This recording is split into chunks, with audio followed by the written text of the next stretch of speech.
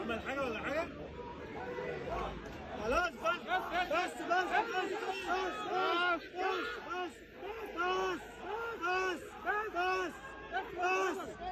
بس يا جدعان، صور يا جدعان.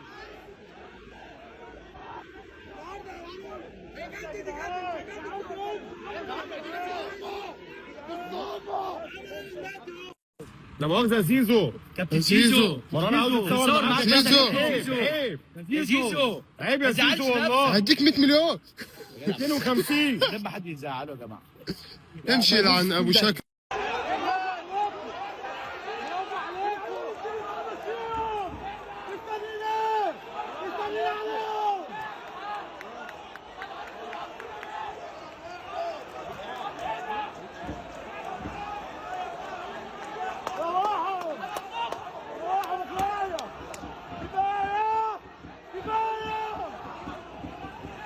كفايه يا ولاد المتات،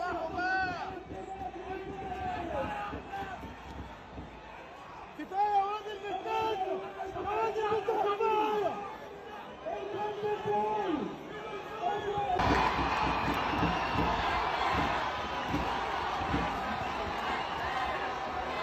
الونش تاني بقى.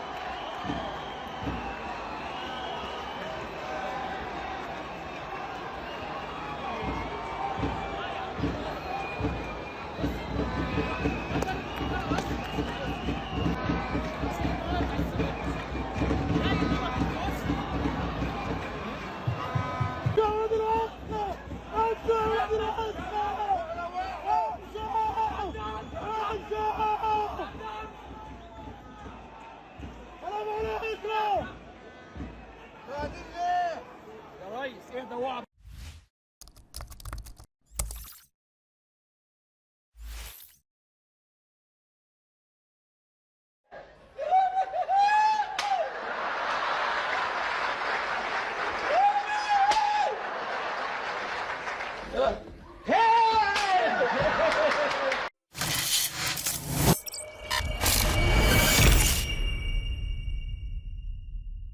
عايزين نعرف الاهلي بيجيب الفلوس منين عشان احنا نجيب الفلوس من نفس المكان ونشتري لعيبه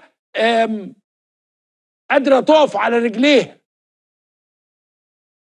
احنا لغايه دلوقتي بنحاول نسد ثمن اللعيبه، فيلل، بيوت، لو حد معاه ساعه يديله يكمل له. بقى وضعنا غريب جدا، وشيء بقى دمه مش خفيف ومش لطيف يعني. مش ما ينفعش ان ده يبقى نادي الزمالك، انما التانيين ماشيين حلاوه. هات نص مليار، اخد نص مليار. ده مين اللي بيدفع له؟ بيجيبوا فلوس دي منين؟ هو مش في المفروض قواعد لصرف الفلوس، ولا اي حد يجيب اي فلوس في اي حاجه ويصرفها؟